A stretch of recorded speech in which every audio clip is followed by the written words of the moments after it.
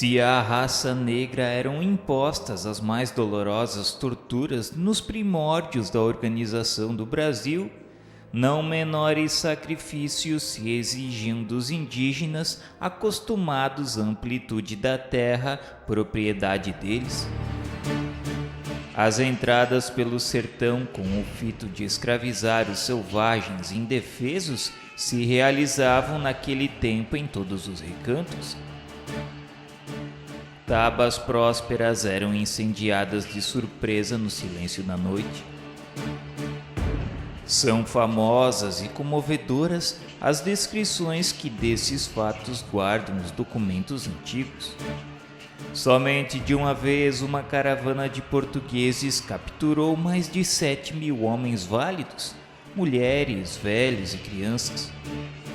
E quando os mamelucos guiadores não convenciam os naturais de que deviam acompanhá-los às cidades mais próximas para que as caçadas humanas se verificassem com pleno êxito, as cenas de selvageria nodoavam a floresta virgem, enchendo de pavor os caminhos atapetados de cadáveres e de sangue coagulado. Como represália a tantas crueldades, os tamoios nunca se harmonizaram com os portugueses. Desde o princípio da ação destes foram seus declarados inimigos. No seio dessas lutas devastadoras em que se venciam a maior parte das vezes as criminosas astúcias dos colonos, eram os padres piedosos os que mais sofriam, experimentando a angústia de se verem desprezados pelos seus próprios companheiros da raça branca nos sertões envios e hostis. A alma simples dos naturais se mostrava maleável aos seus ensinamentos. Aos seus apelos aproximavam-se dos núcleos de civilização. Aldeavam-se para uma vida ordeira que os colonizadores destruíam com as suas taras infames e seculares. Anchieta e quase todos os outros missionários das selvas brasileiras sustentaram demoradas lutas defendendo os indígenas fraternos. A verdade, porém, é que, embora esfacilassem os pupilos na pregação da piedade cristã, suas vozes se perdiam na imensidade do céu, sem que seus irmãos da terra as escutassem com a ideia generosa de lhes praticar os carinhosos ensinos. Os primeiros brancos que aportaram à América do Sul, na sua generalidade, não tinham em conta a existência da lei nas extensas florestas do Novo Mundo. Os portugueses prosseguiam incessantemente na faina ingrata de descer os índios. Regressando ao além, os primeiros missionários da caravana luminosa de Ismael pedem a sua colaboração misericordiosa para que semelhante situação se modifique. Mas o grande apóstolo de Jesus explica que não se podia tolher a liberdade dos seus semelhantes. Ele não era indiferente àqueles movimentos hediondos nos quais os índios simples e bons eram capturados para os duros trabalhos do cativeiro. Explicou que era para ter fé no Senhor, no seu coração misericordioso e augusto, que ele agasalharia todos aqueles que se encontravam famintos de justiça. Contudo, poderiam com os seus esforços auxiliar os encarnados na compreensão das leis fraternas, avisando-lhes o coração de modo indireto quanto aos seus divinos deveres. Infelizmente, não era encontrado na atualidade do planeta outro povo que pudesse substituir os portugueses na grande obra de edificação da pátria do Evangelho. Todas as demais nações, como o próprio Portugal, se encontravam presas da cobiça, da inveja e da ambição. Os vícios de todas as identificavam perfeitamente umas com as outras, e no povo lusitano tinha de considerar a austera honradez aliada a grandes qualidades de valor e de sentimento que o habilitavam, conforme a vontade do Senhor, a povoar os vastos latifúndios que constituiriam mais tarde o pouso abençoado da lição de Jesus. Colonizadores desalmados estavam em todos os países dos tempos modernos que não reconheciam outro direito a não ser o da força desumana e impiedosa. Explicou Ismael que iria recorrer às possibilidades ao seu alcance, buscaria na Europa um príncipe liberal, trabalhador e justo que não estivesse subordinado à política romana, a fim de caracterizar a sua ação indireta. Traria sua personalidade de administrador para a parte mais flagelada da nova pátria, a fim de que seus exemplos pudessem servir aos que se encontravam na direção das atividades sociais e políticas da colônia, e pudessem beneficiar de maneira geral a nação inteira. Ele viria na qualidade de invasor, porquanto não encontravam outros recursos para a adoção de providências daquela natureza. Mas sua permanência no Brasil seria curta e eventual, apenas durante os anos necessários a que suas lições pudessem ser prodigalizadas aos administradores da nova terra. Preliminarmente, porém, era importante considerar que os seus companheiros não seriam melhores que os portugueses no sentido da educação espiritual.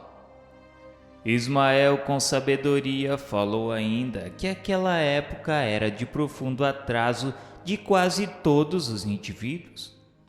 E para expelir essas trevas da consciência do mundo, seria preciso sacrificar-se nas atmosferas próximas da Terra, trabalhando pela vitória do Senhor em todos os corações.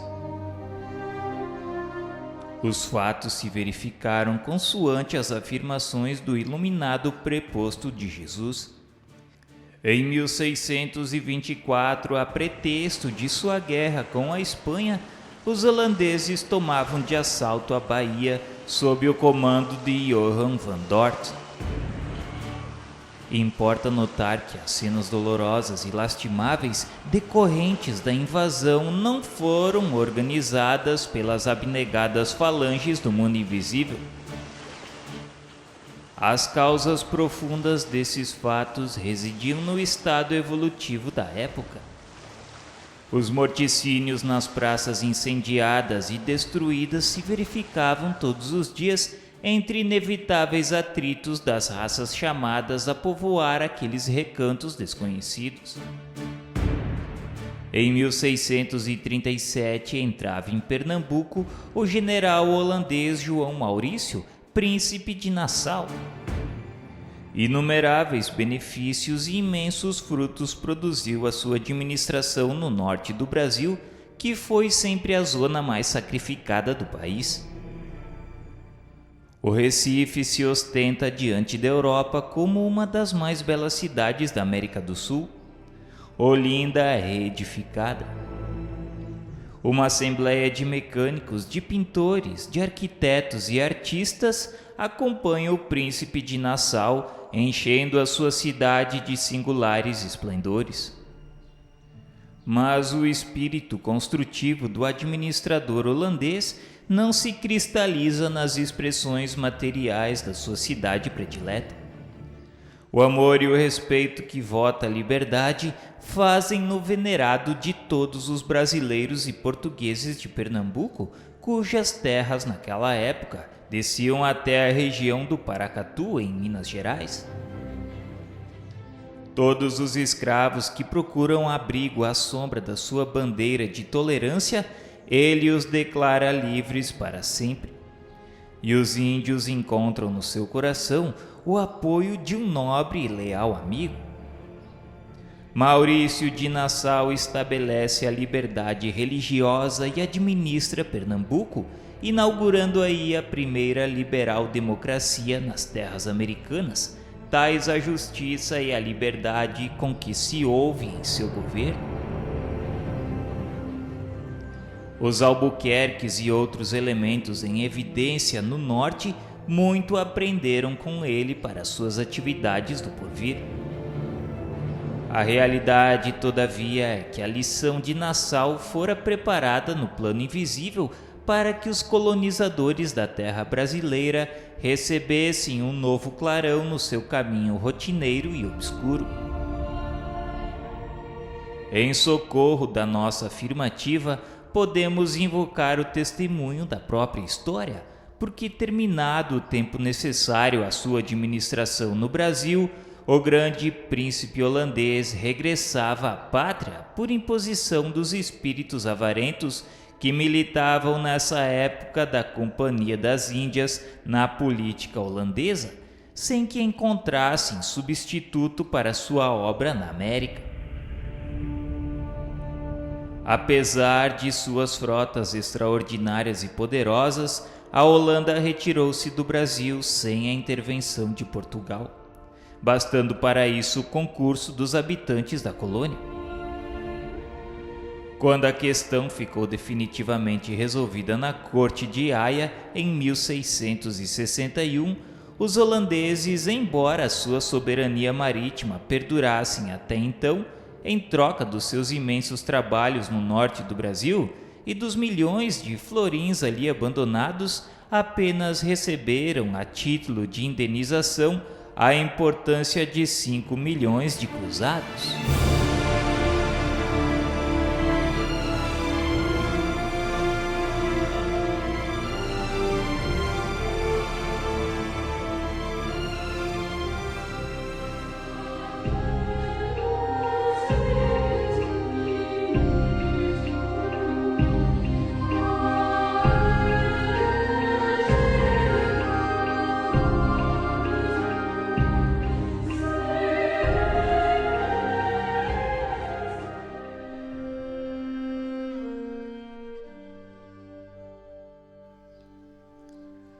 No primeiro quartel do século XVII, a situação de Portugal era de profunda decadência. Sob o reinado de Felipe III de Espanha, príncipe apático e doente, que entregara a direção de todos os negócios ao Duque de Lerma, os esplendores das conquistas portuguesas haviam desaparecido. Aquele povo minúsculo e heróico, cuja coragem acendera nova luz em todos os departamentos de trabalho do Ocidente, encontrava-se agora reduzido a quase penúria.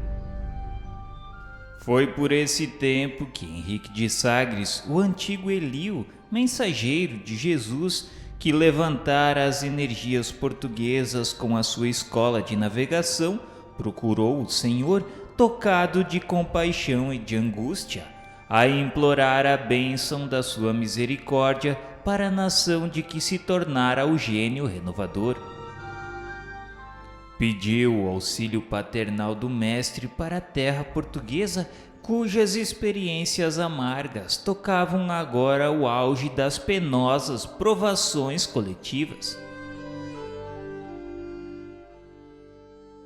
Humilhada e vencida, Portugal, através de seu porta-voz, solicitava a divina providência no sentido de lhe ser possível aproveitar as forças derradeiras para uma reorganização política e econômica que pudesse esquivá-la daquela angustiosa situação. Elio, sabe que a minha piedade não se reveste de excessivas exigências.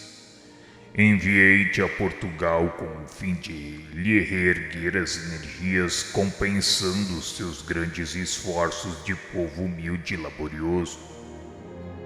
Infelizmente, apesar de suas grandes qualidades de coração, os portugueses não souberam corresponder à nossa expectativa, provocando eles próprios a situação em que se encontram pela fraqueza com que se entregaram à sinistra embriaguez das fortunas e da posse.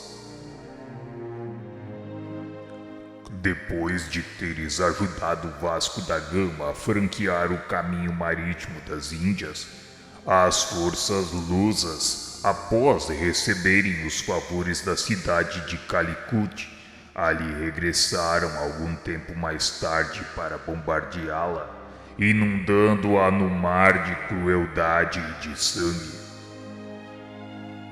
No Brasil, onde lançamos os fundamentos da pátria do Evangelho, introduziram o tráfico de homens livres, forçando as falanges de Ismael a despender todos os esforços possíveis para que as ordens divinas não se subvertessem pelas iniquidades humanas. Em Lisboa permitiram a entrada do terrível Instituto da Inquisição, que comete no mundo todos os crimes em meu nome, que deveria ser para todas as criaturas um sinônimo de brandura e de amor. Eliu, amargurado, exclama que era verdade. Quando o primeiro português aprisionou nas Canárias alguns pobres africanos para vendê-los como escravos aos brancos da Europa, ele ordenou que fossem imediatamente repatriados, enchendo-se o seu coração de amargura após tantos entusiasmos no período dos descobrimentos, quando lhes confiava no restelo as lágrimas de seu reconhecimento e da sua esperança. Mas a grande pátria que o Senhor lhe confiou muito tinha aprendido no caminho das experiências dolorosas. Nas suas cidades importantes escasseavam os espíritos de eleição aptos à tarefa do governo. As nações ambiciosas se assenhoravam de todas as suas possibilidades econômicas. Suas riquezas eram pilhadas pela pirataria dos séculos. Seu povo se achava esmagado pelos impostos, seus filhos abatidos e humilhados. Eliu pediu que Jesus se apiedasse de tanta miséria que enchia o seu coração de infinita amargura. Solicitou que pudesse restaurar-lhe as forças políticas, a fim de que ela cumprisse as suas determinações sábias e justas na terra do Evangelho. Explicou-lhe o Mestre Divino. Essas experiências dolorosas, Eliu, dotarão Portugal de novos sentimentos, acrisolando nele as concepções de brandura e de fraternidade, a fim de que possa corresponder ao nosso esforço na edificação da pátria dos meus ensinamentos. Quais os elementos encarnados que utilizarás nessa restauração? Eliu, confiante, explicou que com o apoio de Jesus e com o seu amparo, ele esperava realizar essa reorganização buscando para o trono os descendentes de Dom Afonso, primeiro Duque de Bragança, que atualmente detinha a maior fortuna portuguesa e em cuja casa viviam mais de 80.000 vassalos. Quanto ao plano, constaria de uma alargação dos agrupamentos espirituais sob a sua direção, combinados com as falanges de Ismael, no sentido de intensificar o pensamento cristão em Portugal, projetando as mais nobres realizações no Brasil, disseminando entre os colonizadores a fim de que as concepções de fraternidade se intensifiquem, cimentando as bases da pátria das suas lições divinas. Eliu acrescentou que seus apelos se estenderiam aos companheiros encarnados que se encontravam nas cortes espanholas e nas selvas americanas, para assim levantar a bandeira de Ismael sobre todas as frontes como sublime legado do seu coração compassivo e misericordioso. Jesus lhe retrucou bondosamente: Sim, Eliu, teu plano se realizará com a minha bênção, efetuando-se essa ação espiritual conforme a idealizas. Temos, no entanto, de considerar que os elementos a serem utilizados são os mais representativos, porém não constituem os mais necessários. Não acho que a Casa de Bragança esteja preparada espiritualmente para a sublime realização. Todavia, somos obrigados igualmente a reconhecer que pesadas trevas invadem atualmente todas as atividades políticas da terra, e tu te esforçarás por ampará-la nos grandes deveres que assumirá neste e nos próximos séculos. Terás o cuidado de inspirá-la no propósito de se organizarem as precisas combinações com as outras nacionalidades do mundo, para que a pátria do Evangelho não sofra novos choques de raças, além dos até agora sofridos. Bem sabes que enquanto os homens não se integrarem no conhecimento pleno da minha doutrina de amor e de fraternidade, os tratados comerciais serão os necessários jogos de interesses a equilibrarem as ambições em proveito dos setores da verdadeira evolução espiritual. Auxiliarei os teus empreendimentos com a minha misericórdia, pedindo ao nosso Pai que se digne de guardar-nos sob o palio da sua bondade infinita.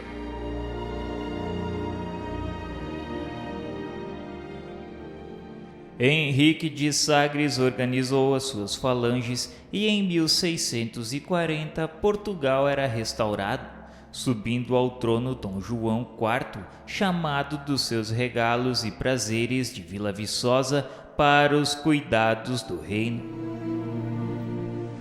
Ao cabo de um período de lutas ferrenhas, a restauração se consolida na Batalha de Montijo, e a grande nação do Ocidente prossegue em seu labor abençoado por Jesus na formação da Pátria do Cruzeiro.